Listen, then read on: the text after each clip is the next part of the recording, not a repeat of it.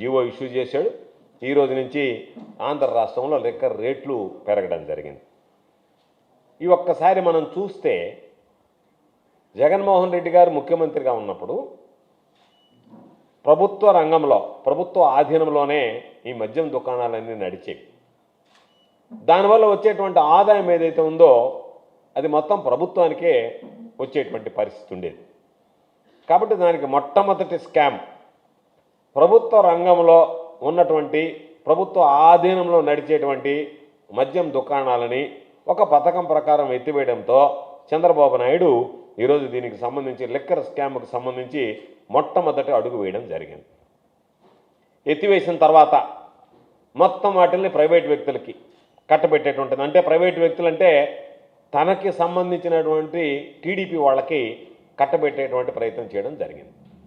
ప్రభుత్వ ఆధీనంలో ఉన్నటువంటి షాపుల్ని తీసేసి ఎత్తివేసి ఆ ఉద్యోగుల్ని తొలగించి దాన్ని తనకు సంబంధించినటువంటి వ్యక్తులకు ఇచ్చినటువంటి పరిస్థితి. అంటే దాని ఉద్దేశం ప్రభుత్వం నష్టపోయినా పర్వాలేదు కానీ టీడీపీకి సంబంధించినటువంటి నాయకులకి, కార్యకర్తలు జోబులు నింపాలి కాబట్టి ఆ సంపాదన వనరుల్లో భాగంగానే ఆయన పాపం ఈ మద్యాన్ని కూడా ఎంపిక చేయడం జరిగింది. ఇప్పుడు దీంట్లో టెండర్లు వేసేటప్పుడు ఒక మార్జిన్ ఏర్పాటు చేశాడు. ఆ మార్జిన్ ప్రకారం ప్రతి వ్యక్తి ఇదిగో ఇంత మార్జిన్ ఇస్తామన్నప్పుడు లాభ నష్టాలు బేరీజ్ వేసుకొని వాళ్ళు టెండర్లో పాల్గొంటారు. చాలామంది మనం టెండర్లో మార్జిన్ చూసిన తర్వాత వాళ్ళు దీనిలో పాల్గొనకుండా వెనక్కి వెళ్ళిపోవడం జరిగింది. ఇది మనకు పెద్ద లాభసాటిగా లేదు అని చెప్పి వెనక్కి వెళ్ళిపోయారు కొంతమంది ధైర్యంగా టెండర్లు వేశారు. ఈ టెండర్లు వేసినటువంటి వాళ్ళు అధిక సంఖ్యలో ఉన్నటువంటి వాళ్ళు తెలుగుదేశం పార్టీకి సంబంధించినటువంటి వాళ్ళు. అయితే టెండర్లో ఒక మార్జిన్ పెట్టి టెండర్లు ఖరారు చేసి ఆ టెండర్దారులు కొనసాగేటప్పుడే వాళ్ళకి మార్జిన్ పెంచడం అనేటువంటిది ఇదొక మరొక పెద్ద స్కామ్ అనేటువంటిది ఈ సందర్భంగా మీ అందరికీ కూడా తెలియజేస్తున్నాను. ఇప్పటికే మనం చూస్తున్నాం ఎన్ని రకాలైనటువంటి జరగకూడనటువంటి ఉన్నావో చంద్రబాబు నాయుడు పరిపాలనలో అన్ని విధాలా జరిగాయి. వాటిల్లో భాగంగా ఈరోజు బెల్ట్ షాపులు వచ్చాయి. ఆ బెల్ట్ షాపులు కూడా తెలుగుదేశం పార్టీకి సంబంధించినటువంటి శాసనసభ్యుల కన్సర్న్లో వాళ్లకు సంబంధించినటువంటి వ్యక్తులు గ్రామాన వీధిన ప్రతి కాలనీలో ఈరోజు బెల్ట్ షాపులు వెలిచాయి. అదేవిధంగా ఈరోజు ఎంఆర్పి 10 రూపాయల నుంచి 20 రూపాయల నుంచి 50 రూపాయల దాకా కూడా ఈరోజు ఎంఆర్పి పెంచి ఈరోజు దానిని పెంచి అమ్ముకోవడం అనేటువంటిది ఖరారైనటువంటి వ్యక్తులకి, ఇప్పటికే ఎవరికైతే టెండర్లు ఖరారై షాపులు దక్కించుకున్నారో వాళ్ళకి ఈరోజు పెంచి అమ్ముకోవడం అనేటువంటిది ఇది చరిత్రలో నిలిచిపోయేటువంటి స్కామ్ అని చెప్పి ఈ సందర్భంగా తెలియజేస్తున్నాను. ఇప్పుడు అనేక రకాలైనటువంటి స్కాములు చూస్తున్నాం. చంద్రబాబు ఎన్నికలకు ముందు ఏం చెప్పాడు? అతి తక్కువ ధరకే మద్యం ఇస్తానన్నాడు. మద్యానికి సంబంధించి మీకు పాపం ఎక్కడికి పోయినా సరే బాటిల్ చూపించి మందుబాబులు చూస్తున్నారా, మీకు అతి తక్కువగా చౌకగా మద్యం ఇస్తానన్నాడు. గతంలో ఉన్నటువంటి బ్రాండ్ని మొత్తం తీసేస్తానన్నాడు. ఎంత మద్యం, నాసిరకం మద్యం ఇదంతా. ఈ మద్యం మొత్తం తాగితే 2 రోజుల్లో చచ్చిపోతాడు, 3 రోజుల్లో చచ్చిపోతాడు, లివర్ చెడిపోద్ది. కాబట్టి మీకు మేలైనటువంటి బ్రాండ్లు, మేలైనటువంటి మద్యం సరసమైనటువంటి ధరలకు అన్నాడు. ఈ 99 రూపాయలకు అమ్మేటువంటి చీపు లిక్కర్ని ఈరోజు ఏం చేశాడు? ఆ లిక్కర్ బాగలేదని చెప్పి ప్రజలు చెప్పేది ఒకటైతే అమ్మకాల్లో కూడా లిమిట్ చేశాడు. అంటే నేను తక్కువ రేటుకి మద్యం ఇస్తానన్నాను కాబట్టి ఇప్పుడు అన్న క్యాంటీన్ నడుపుతున్నాడు కదా, 5 రూపాయలకే భోజనం అని చెప్పి 100 మందికి పెట్టి ఎత్తేసినట్టుగా, అంటే 100 మందికి పెట్టి అత్తేస్తే నేను మొత్తం ఈ సమాజాన్ని ఆకలి తీర్చాననే విధంగా చెప్తున్నాడు. పాపం మందుబాబులకు సంబంధించి మద్యం ఈరోజు 99 రూపాయలకే మద్యం అనేటువంటిది అతి తక్కువ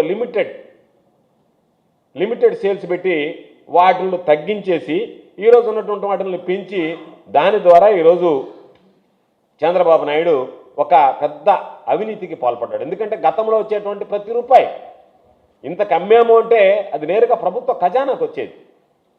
అటువంటిది ప్రభుత్వ ఆదాయానికి ఈరోజు తూట్లు పడుతూ ఆ ఆదాయమేమో తెలుగు తమ్ముళ్ళ జోబిల్లోకి పోయేటువంటి విధంగా చంద్రబాబు నాయుడు చర్యలు తీసుకోవడంతో పాటు ఎప్పటికప్పుడు రేట్లు పెంచడం, దానిని పాపం ఆ మద్యం వినియోగదారులు ఎవరైతే ఉన్నారో వాళ్ళ మీద భారం మోపడం, వచ్చేటువంటి ఆదాయాన్ని నీకింత నాకింతానని చంద్రబాబు నాయుడు తెలుగుదేశం పార్టీ నాయకులు జోబులు వేసుకోవడం అనేటువంటిది ఈరోజు అన్ని విషయాల్లో ఆనవాయితీగా మారింది. అందులో ఈరోజు మద్యం కూడా ఒక పెద్ద స్కామ్ కింద మనం భావించాల్సినటువంటి పరిస్థితి.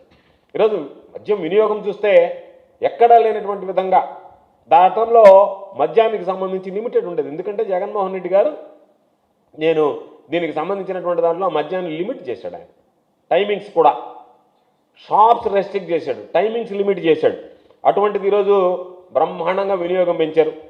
వినియోగం పెంచిన తర్వాత ప్రభుత్వానికి ఏదైనా ఆదాయం వస్తుందంటే ప్రభుత్వానికి మాత్రం ఆదాయం రావటం లేదు. వచ్చేటువంటి వినియోగం, దాని ద్వారా వచ్చేటువంటి డబ్బు చంద్రబాబు నాయుడుకి సంబంధించినటువంటి తెలుగు తమ్ముళ్ళ జోబుల్లోకి పోయేటువంటి పరిస్థితి ఏర్పడింది. ఇప్పుడు దీన్ని ఒక్కసారి చూస్తే వచ్చేటువంటి ఆదాయాన్ని మీరు పంచుకుంటున్నారు.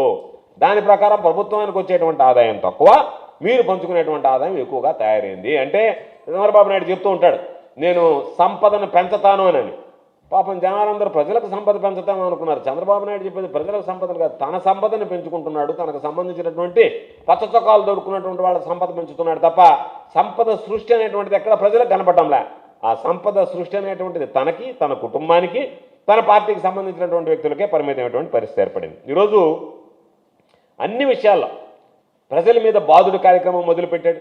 ఏది జరిగినా సరే నిత్యం ఏదో ఒక విధంగా ప్రజల మీద అదనపు భారం మోపడం తప్ప మరొకటి కాదు. దానిలో భాగంగా పాపం మందు బాబుల్ని వాళ్ళకి రకరకాలైనటువంటి హామీలు ఇచ్చి ఈరోజు వాళ్ళని ఇబ్బంది పెట్టడం, మద్యం ఏరులై పారించేటువంటి విధంగా చంద్రబాబు నాయుడు తీసుకుని ఈరోజు మొత్తం షాపుల టెండర్లు అన్నీ కూడా ఎల్లో సిండికేట్ ఏకమై పోలీసుల పహారా మధ్య ఎవడన్నా మాట్లాడినా, షాపు వేసినా, లేదు వాళ్ళకి సంబంధించినటువంటి లైసెన్స్ ఇవ్వాలన్నా ఆయన పోయి ఎమ్మెల్యేని కలవాలి.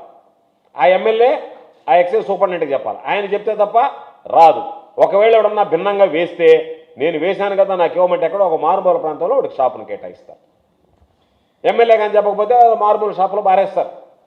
అంటే నష్టం వచ్చేటువంటి దగ్గర ఎక్కడ రూపాయి మిగలకుండా చంద్రబాబు నాయుడు చెప్పినట్టుగా ఎమ్మెల్యేలకు ముడుపులు కడితేనో లేకపోతే ఇంకొకటి ఇస్తేనో ఆ విధంగా ఉండేటువంటి వాళ్ళకి ఆదాయం వస్తుంది తప్ప ఎమ్మెల్యేలకి చంద్రబాబు సంబంధించినటువంటి తెలుగుదేశం నాయకుల కనుసన్నల్లో మెలిగే వారికి మిగతా వాళ్ళకి ఎక్కడ కూడా వచ్చేటువంటి పరిస్థితి లేదు. ఈరోజు ఒకసారి చూస్తే ఎక్కడ పట్టినా ఇష్టారాజ్యంగా విచ్చలవిడిగా బెల్ట్ షాపులు వచ్చాయి. పాపం మహిళలు కంటికి కడివడి ఏడుస్తున్నారు. అయ్యా ఊళ్ళలో బెల్ట్ షాపులు వచ్చాయి, గతంలో దొరకనటువంటి మద్యం ఈరోజు విచ్చలవిడిగా దొరుకుతుంది, దానివల్ల మా కుటుంబాలు రోడ్డున పడేటువంటి పరిస్థితి ఏర్పడ్డాయి. ఇంట్లో ఉండేటువంటి మగవాళ్ళు తాగుడికి బానిసనేటువంటి వాళ్ళు, అలవాటు పడేటువంటి వాళ్ళు విచ్చలవిడిగా ఈ బెల్ట్ షాపులో వెళ్తే ఎప్పుడంటే అప్పుడు దొరికేటువంటి లభ్యం వల్ల ఈరోజు కుటుంబాలు చితికిపోతున్నాయని చెప్పి బాధపడేటువంటి పరిస్థితి. అయితే ఇవన్నీ మాకు అవసరంలే, మాకున్నది మా లక్ష్యం. ఎమ్మెల్యేలు కానీ తెలుగుదేశం పార్టీకి సంబంధించినటువంటి చోట నాయకులు కానీ ప్రతి మద్యం షాపు నుంచి బెల్ట్ షాప్ వరకు మాకు ఎంత కమిషన్ ఇస్తారో చెప్పండి, మీరు ఎక్కడైనా పెట్టుకోండి, మాకు అభ్యంతరం లేదు. షాపుకి సంబంధించి అయితే పోలీసులు వాళ్ళ మధ్య ఈ టెండర్ల ప్రక్రియ జరగాల. ఆ టెండర్లన్నీ తెలుగు తమ్ముళ్ళకే పచ్చ చొక్కాలు వేసుకున్నటువంటి వాళ్ళకి రావాలా. కింద స్థాయి సెకండ్ గ్రేడ్ వాళ్ళు మాత్రం ఊర్లలో పెట్టాలంటే కొన్ని దగ్గర వేలం పాటలు కూడా నిర్వహించే డబ్బులు తీసుకున్నారు వాళ్ళ దగ్గర. లేదంటే మాకు నెలకి ఎంతని చెప్పి కడితే ఇక్కడ మీరు బెల్ట్ షాప్ పెట్టుకోవచ్చు అని చెప్పి అక్కడ ఉన్నటువంటి తెలుగుదేశం నాయకులు వాళ్ళ ఆంక్షలు జారీ చేసి వాళ్ళ దగ్గర నుంచి ఈరోజు వసూలు చేసేటువంటి పని. నేను చెప్పేది చంద్రబాబు నాయుడు ఈరోజు సమాధానం చెప్పాల్సింది, ఎన్నికలకు ముందు నువ్వు ఏమి చెప్పావు పదే మద్యం రేట్లు తగ్గిస్తాను అని చెప్పినటువంటి మాట వాస్తవమా కాదు? ఈరోజు ఏరు దాటాక తెప్పతగలేసినట్టుగా ఈరోజు మద్యం తగ్గించకపోగా బాటిల్ 10 నుంచి 20 రూపాయల నుంచి 30 రూపాయల దాకా పెంచుకుపోతూ ఉంటే ఇది భారీగా కమిషన్లు దండుకునే దాంట్లో భాగంగా నువ్వు తీసుకున్నటువంటి నిర్ణయం తప్ప ఇది ఎవరిని ఆలోచించి ఎవరిని ఉద్దేశించి నిర్ణయం తీసుకున్నావు? దీనివల్ల ప్రభుత్వ ఆదాయమా పెరిగే పరిస్థితి కనపడటంలే.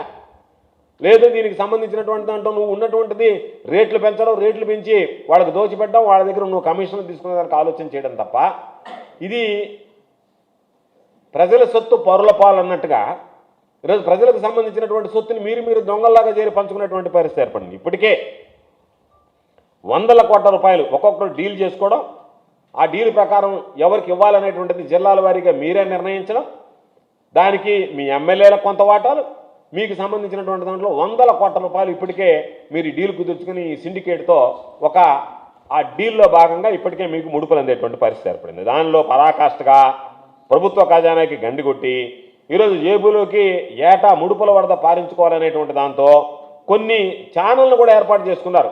వాళ్ళు కూడా పాపం మీడియా కూడా ఏదో అద్భుతం జరిగిపోతుంది, నిన్నటిదాకా ఏమో పెంచితే ఏమో పెంచినారని మాట్లాడకుండా పాపం దుకాణదారులకు నష్టం వస్తుందంట. దానివల్ల పాపం చంద్రబాబు నాయుడు వాళ్ళని బయట వేయడానికి మందు బాబుల మీద బాధాడంట. అని దాని మీద కొన్ని వార్తలు ప్రచురించడం. ఇవన్నీ చూస్తే చంద్రబాబు నాయుడికి హడావిడిగా ఈరోజు ఏఆర్టీని సవరించి అడిషనల్ రిటైల్ ఎక్సైజ్ ట్యాక్స్ ఏదైతే ఉందో దాన్ని సవరించి నిన్నటికి నిన్న ఉత్తర్వులు ఇచ్చేశాడు. ఉత్తర్వులు ఇచ్చేసా దాదాపుగా అన్ని బ్రాండ్లకు సంబంధించి 10 నుంచి 20% వరకు పెరిగాయి. దీనివల్ల ఏమైంది? చంద్రబాబు ఉండవల్లి నివాసానికి వేల కోట్ల రూపాయలు మద్యం ఏరులై పారుతుంది. చంద్రబాబు నాయుడు ఇంటికి నోట్ల కట్టలు వరదలా పారేటువంటి పరిస్థితి ఉండవల్లి నివాసానికి, చంద్రబాబు ఉండవల్లి నివాసానికి నోట్ల కట్టలు పారేటువంటి పరిస్థితి ఏర్పడింది. విక్రయించేటువంటి ప్రతి సీసా మీద మాకున్నటువంటి సమాచారం ప్రకారం, నిర్దిష్టమైనటువంటి సమాచారం ప్రకారం, కాంక్రీట్ ఇన్ఫర్మేషన్ ప్రకారం ₹5 ఇవ్వాలనేటువంటిది ఈరోజు ఉన్నటువంటి లిక్కర్ సిండికేట్ ఏదైతే ఉందో చంద్రబాబు నాయుడుతో లావాదేవీలు జరిపినప్పుడు కుదుర్చుకున్నటువంటి ఒప్పందము. దానిలో భాగంగానే ఈరోజు కరకట్ట బంగ్లాకు సంబంధించి ఎంత వస్తుందనేటువంటిది లెక్క వేసి దాంట్లో ఈ మార్జిన్ పెంచడంలో కూడా చంద్రబాబు నాయుడు మార్క్ దోపిడీ కనపడుతుంది. కాబట్టి దానికి సంబంధించి ఎందుకు ఈ మాట అన్నామంటే, ఈ లిక్కర్కి సంబంధించినటువంటి వ్యక్తులు కొంతమంది వెళితే చంద్రబాబు నాయుడు గారు స్వయంగా మార్జిన్ పెంచితే నాకేంటి, ప్రభుత్వానికి ఏంటి కాదు నాకేంటి అనేటువంటి మాట మాట్లాడాడని బయట చాలామంది దాని గురించి చర్చించడం జరిగింది. దాన్ని సూటిగానే అడిగాడనేటువంటిది మేము మాట్లాడడం కాదు, సొంత పార్టీ తెలుగుదేశం పార్టీకి సంబంధించినటువంటి నాయకులే చంద్రబాబు నాయుడు గారిని కొంతమంది మద్యం వ్యాపారులకు సిండికేట్ వెళ్ళి అడిగితే పెంచితే వచ్చేది ఏంటి, నాకేంటి లాభం అన్నట్టుగా అడిగాడయ్యా. దాన్ని మీరు పూర్తిగా లోతుగా పరిశీలించి తీసుకుని వెళ్ళి దాని మీద ఏ నిర్ణయం తీసుకోవాలనేటువంటి దాని మీద మీరు ఆలోచన చేయండి అని చెప్పి తీసుకువెళ్ళినటువంటి కొంతమంది తెలుగుదేశం పార్టీ నాయకులు బయట కూడా బాహాటంగా మాట్లాడడం జరిగింది. దాంతో మద్యం సిండికేట్లకి దాని వెనక చంద్రబాబు నాయుడు ఆంతర్యం అర్థమైంది కాబట్టి ఆ డీల్ అది క్లిక్ అయింది. దానిలో భాగంగా ఈరోజు దాదాపుగా 14% వాళ్ళకి మేము కమిషన్ పెంచుతాము అని చెప్పి ఈరోజు దానికి ఉత్తర్వులు ఇవ్వడం, దానికి క్యాబినెట్లో కూడా, ఎందుకంటే నేను ఒక్కడే కాదు ఈ స్కామ్లో అందరూ భాగస్వాములు కావాలి కాబట్టి మంత్రులు కూడా భాగస్వాములు చేస్తే బాగుంటుందని చెప్పి ఈ స్కామ్లో పాపం మంత్రులు కూడా భాగస్వామ్యం చేయాలనుకున్నాడేమో, క్యాబినెట్ కూడా ఆమోదం పొందారు. దాదాపుగా ఏటా మద్యం సంబంధించినటువంటి దాంట్లో 30,000 కోట్ల వరకు వస్తుందని ఒక అంచనా, ప్రభుత్వానికి ఆదాయం 30,000 వస్తుందని చెప్పి ఈరోజు మార్జిన్ 14% పెంచిన